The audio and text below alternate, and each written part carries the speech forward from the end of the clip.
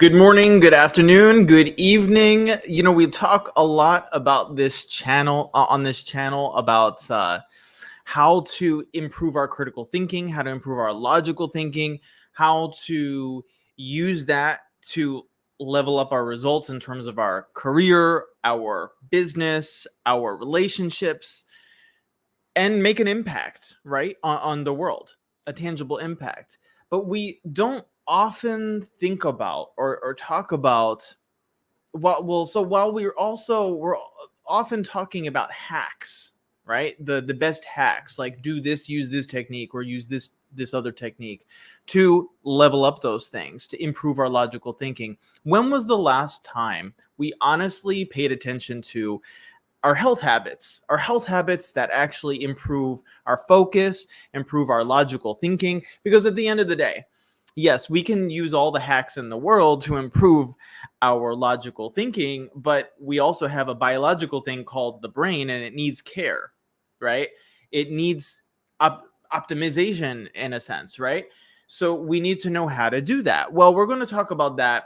And of course, if you're on TikTok, you cannot see my slides. But if you are on YouTube here, live stream, then you can see my slides. But either way, it's totally fine if you're on TikTok, because I will be going through what I'm talking about here in detail. So let's talk about this. Let's go into a little bit of, so my background is actually in education. If you're new here, right, my background is in education. I ran a test prep business agency for like lots of grade levels, also helping with SAT, ACT, the whole alphabet soup of United States college entrance exams, as well as college counseling. I also, funny enough, I have also a huge background in sales, marketing, and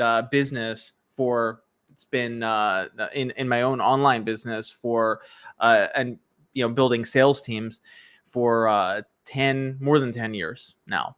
So here's the deal, right? I actually have had my own and am on my own fitness journey. I'm not at my goals yet. My goal within the next few months is 11% body fat. And as you can see here, this was me. You can see, like, very out of shape, very, very out of shape. No definition, lots of belly fat here. Not crazy bad, like not like obese, overweight. But okay, all right. I see your request to connect in a bit. So stick with me here, though. Sorry. So yeah, you could see that I'm kind of out of shape here, right? But as I've gone on, it's been a journey. Like, and I'll talk about how I got there, how I've got where I am now. You can't see, obviously I don't have an after, but you can probably see here, if we just, you bring up my face here, right? It's slimmer, right? I'm definitely more toned. I'm not at that six-pack abs goal yet, 11% body fat. Hey, Krish, welcome to the live. I'm not there yet, but this is where I was coming from. So understand, it doesn't happen overnight. How do we actually gain focus? We have to focus on habit number one. And habit number one isn't actually a particular habit. It's what's called a keystone habit. So let me explain what a keystone habit is. And feel free to pop in anytime. Guys, if you have questions, I know those of you on TikTok, if you have questions about how to improve your focus along the way or your situation, feel free to ask. But a keystone habit is a habit that makes a lot of other habits that we see possible. So for instance, have you ever, I'm just take a moment to ask you, have you ever looked at somebody who's really, really fit, or like goes to the gym like an hour or two a day, right? And then, counts all their macronutrients and counts all their calories, and also, works, 12 hours a day, loving what they do and focused. And you say, well, how do they do all that stuff? Like, how do they do it? How is it possible? More than likely, it was a process that began with a keystone habit. Now, I will talk a little bit more in depth about the benefits of working out for the brain, but yeah, Krish, I would agree. Keystone habits. So that's what you're talking about here is what's called the Pareto principle, which is that keystone habits are they often end up being the 20% of those activities that get the 80% of the results. Absolutely. But so many times we think that a keystone habit or starting some habit has to be really big. Well, for instance, I'll just give my example. I used to hate the gym. Actually, I would just say I used to hate working out. I used to absolutely hate working out. In fact, when I used to do home workouts, I used to struggle to do, and don't laugh at me.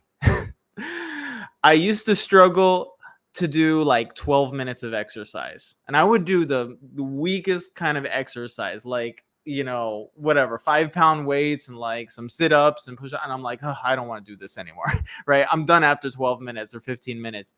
And I'm like, and some days I couldn't even get the motivation to like do that. I would skip days. So I'm like, okay, I'm not making any progress. So what's the deal here? Okay, so I switched my mindset. I said, I have to do something small. That was very small. If you've ever heard of Atomic Habits, that was a small habit, right? So I had the right idea, but what I had to do was I had to put myself in an environment. That's what I realized. I was not motivated because I was not in an environment where I had other people to make it easy for me. And so what we need to do, if you're on this health journey as well and you want to improve your focus and you want to actually have healthy focus and feed your brain, right? That's what we have to do. We have to find something, if the small habit that you're trying isn't working, try to change your environment because the environment might be the key. Yeah, exactly. It begins with a simple step. And a keystone habit, you're totally right. And a keystone habit, for instance, for working out might simply look like this. And I'm not joking. If you've ever heard, again, great book, Atomic Habits by James Clear. If you've ever read that, you'll know, go to the gym and maybe spend 20 minutes there, right? Go to the gym, spend 20 minutes, do some walking on the treadmill, right? That's going to get us in the habit of saying, oh, okay, I'm doing this. I'm getting in the habit of doing this every morning. And what happened for me, and also don't get afraid when I say this, it's just, I don't know how this really happened to me, but over time, I started to enjoy going to the gym so much, it actually flipped in my mind. And this is what it will do for you. You might hate the thing right now. You might hate doing that habit, doing that. But guess what? Over time, you end up loving it. So give it time. Hate it enough where to the point that you actually start looking forward to it, right? And you will look forward to it. And I'll tell you, so how does the keystone habit work here? So here, and I actually go to what I was going to say is I go to the gym now like 2 hours a day. Okay, don't get afraid. I said don't get afraid when I say that. So working out, what happened when I started working out? Guess what? Who wants to eat healthy? Like, who really wants to eat healthy? People say eat healthy, eat a healthy diet. Yes, it's good for your brain. Duh, it's good for your brain. But how do we actually eat healthy? Like, we don't want to eat healthy, many of us. So how do we get into it? Well, one of the best ways is to do one of these keystone habits. And what it does is it leads to you saying, or for me, the mental process was, oh, I'm working out. I'm burning this many calories. Like, I'm also building muscle. I see like gains with my muscle. And I'm like, okay, I want to keep this progress going, right? Now I'm pulled by it. I don't have to be pushed to be motivated. I'm pulled by it. I want to keep this progress going. So let me pay attention to my protein. Let me pay attention to, how many vegetables how much fiber and good carbs that I'm eating and so forth. And we'll talk a little bit more about the benefits of exercise for brain health or focus in particular, and what to do, what kinds of exercise are actually best for that. But let's see what happens also when you go to the gym or you exercise regularly. What also happens in my mind, oh, I want to get to sleep earlier. How can I get to sleep earlier, right? So that affects sleeping, right? And then what happens when you improve your diet and you love, the fact that you're eating healthy and you love the fact that you're on a sleep schedule and you feel great about that? What also happens, it's a domino effect. Oh, you know what? I think I should stretch more. Oh, maybe I should go out for a walk 15 minutes between my, office time or whatever. Oh, I feel more confident. What happens when we feel more confident? Oh, I feel like I'm more outgoing. I feel like I can talk to people more. And also, a lot of focus is attitude. It really is, and confidence, and what's called in psychology self-efficacy.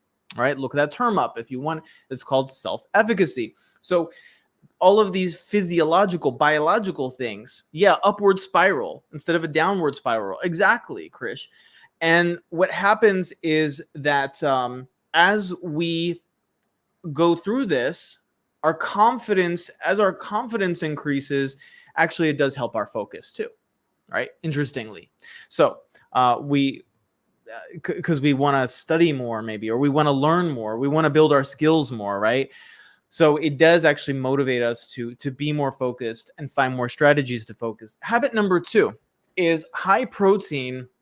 Focus on high protein and low in refined carbs. Now there is a trend called the ketogenic diet, and I don't, that's like all protein and basically no carbohydrates. You don't have to do that. In fact, there's conflicting science on, the benefits of that. What I would say is if it works for you and you feel the benefits, continue with it. It's just that simple. Not every diet or approach is going to be the right thing for everybody, but definitely make sure we're getting enough protein. Why? Protein is actually directly related to focus. Our brain actually uses a lot of carbohydrates, true, but our brain uses a lot of protein in order to have neurotransmitters firing and all of these things. So our focus, a high protein diet, is very important for that. And you could think of one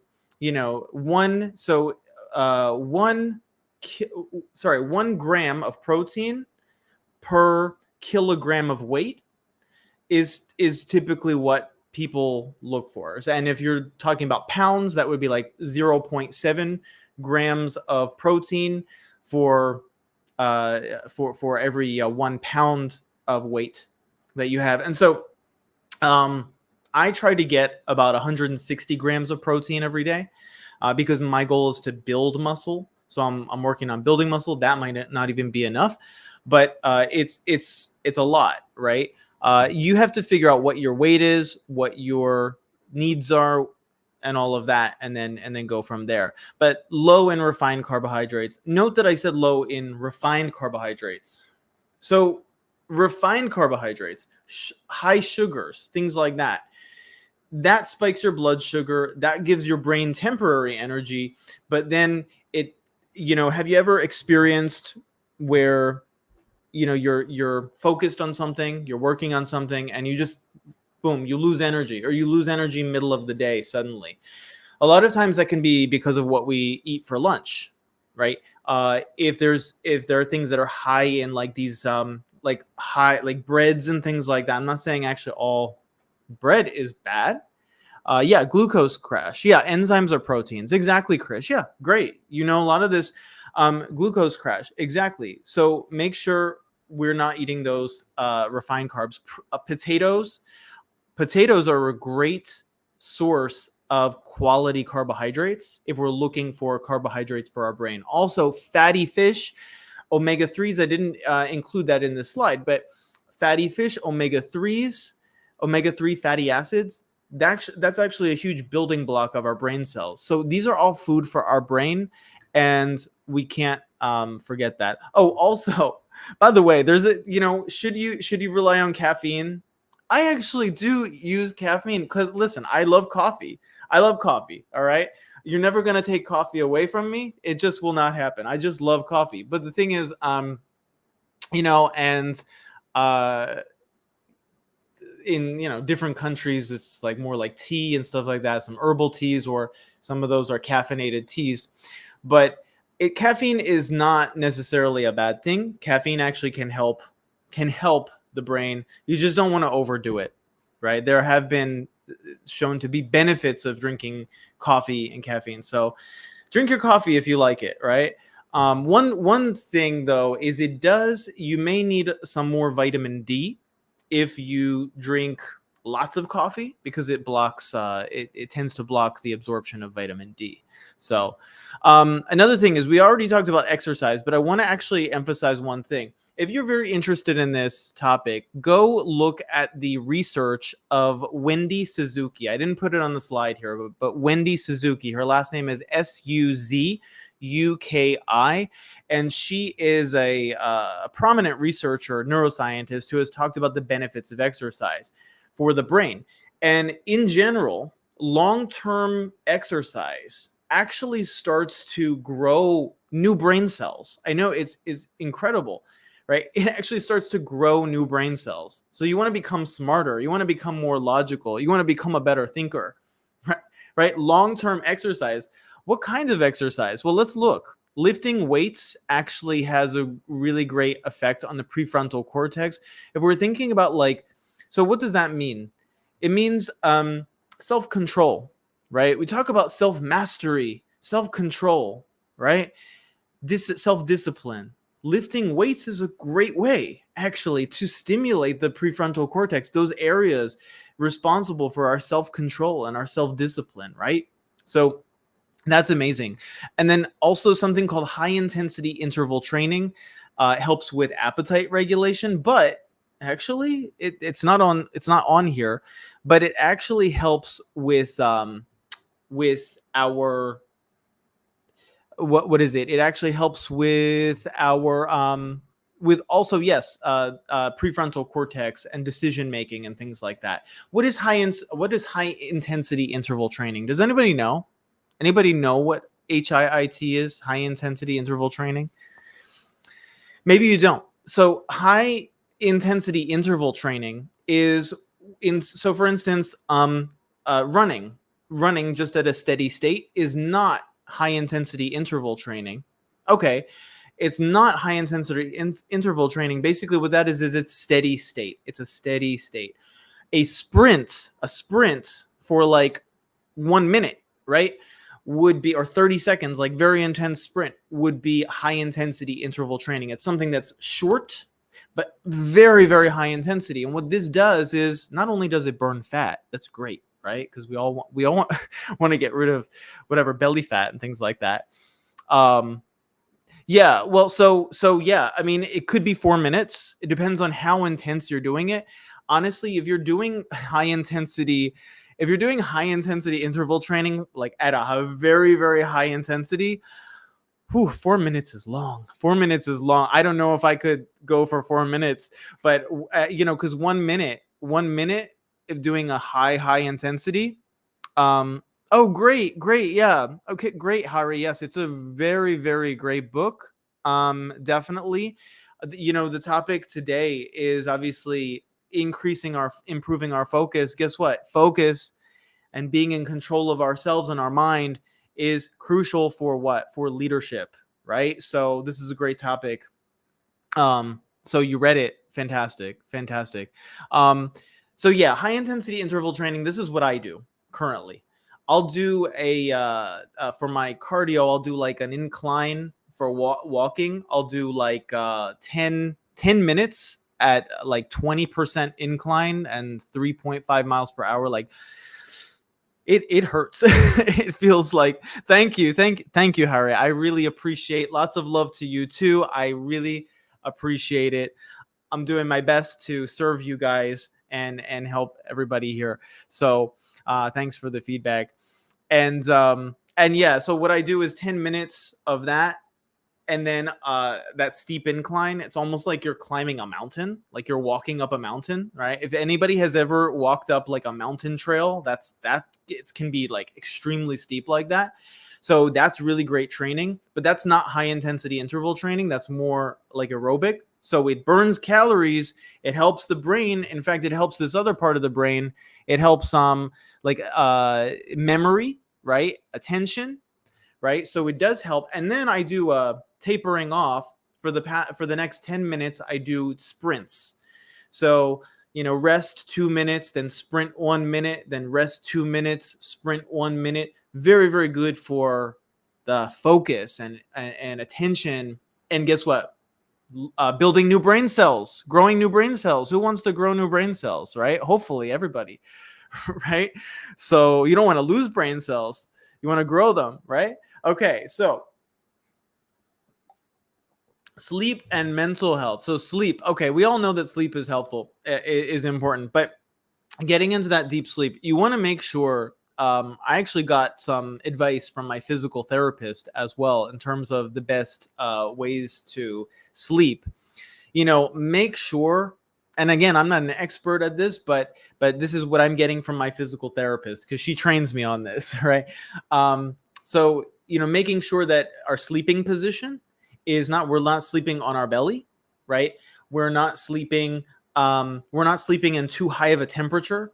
That is actually very important, not sleeping in too high of a temperature. Now, it depends on, the climate and things like that we're in and everything. And sometimes it's beyond our control. But the best is to sleep in a little bit of a cooler temperature. We'll get better quality sleep. And then it is actually better for our brain. So that's all I'll say about sleep because most of us honestly know. Meditation. Oh my gosh.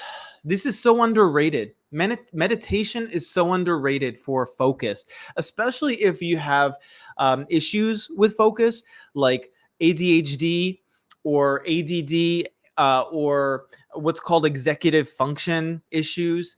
I know this is hard to read, but I'll just talk about it. Meditation. What does meditation do? Meditation has been shown, and when you do it the right way, meditation has been shown to drastically improve our focus, also our stress levels. Yes, multiple areas of the brain. And it actually helps with memory, right? It actually helps with memory. So if you want to be able to remember things more, let's say you read a book, right? We're all book readers here. Everybody who watches my channel, I know you're all book readers, right? So if we want to read a book, for instance, and we want to retain more of what we read, let's say we want to take, even we're good note takers, we take notes on what we read. Meditation has that great effect on our brain for memory and recall. Part of this is because meditation is really important, is great for stress relief. Fantastic for stress relief. The more stress we have, the harder it is to remember. It actually really kills our memory. So we want to be mindful of that. So just as a reminder, let's kind of go through these habits again. Be mindful of one, we want to develop the keystone habit. For all of these habits I'm talking about here, make sure you develop one keystone habit. Choose something like exercise or diet, dietary factor, something very, very small, something approachable, something you can do. I don't want you to try to do everything at once. That will fail. But if we implement one of these habits, one in a very small way, and just compound that, that will lead to the other things on this list automatically. You'll want to develop these habits. You won't have to be motivated to. You'll actually want to develop them. So high protein, low in refined carbohydrates. Note that I didn't say, again, don't eat carbohydrates. I'm saying low in refined carbohydrates. So potatoes are great, right? Once again, carbohydrates from vegetables. Habit 3, exercise. Habit 4, deep sleep, and mind your sleeping position and sleeping temperature. And also habit number 5, meditation. So, and last but not least, if you are actually interested in skill development and leveling up your skills, let's say in professional writing, you want to be a better communicator, better writer.